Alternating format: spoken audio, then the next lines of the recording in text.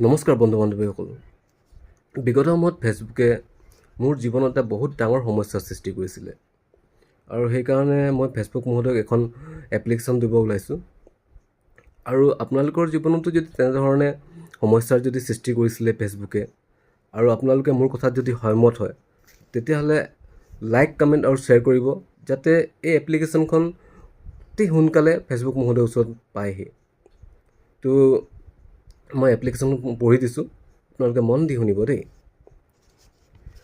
প্ৰতি মাননীয় ফেচবুক মহোদয়, বিষয় ফেচবুকৰ চেট হিষ্ট্ৰী আৰু বেকআপ লৈ, তাৰিখ 11/9/2025। মহোদয়, মই 2012 চনৰ পৰা আপোনাক ব্যৱহাৰ কৰি আহিছোঁ আৰু সমাজৰ ভাল এজন ব্যক্তি হিচাপে আপোনাৰ কেতিয়াও অপব্যৱহাৰ কৰা নাই। কিন্তু যোৱা কেইটা দিন ধৰি আমাৰ ঘৰখন যুদ্ধক্ষেত্ৰলৈ পৰিণত হৈছিল আৰু কাৰণটো হ'ল আপুনি।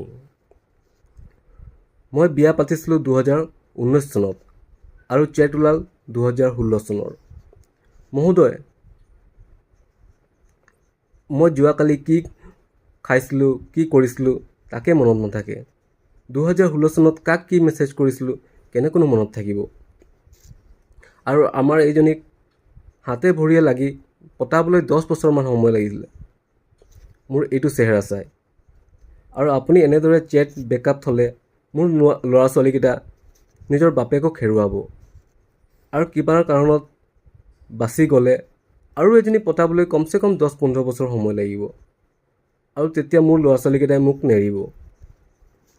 গতিকে মহোদয়, উক্ত কথাখিনিলৈ লক্ষ্য ৰাখি আমাৰ সমস্যাসমূহ দূৰ কৰে যেন আৰু আমাৰ জীৱনটো যেন বাচি থাকে, তাকে হাত ভৰি ধৰি প্ৰাৰ্থনা জনালোঁ।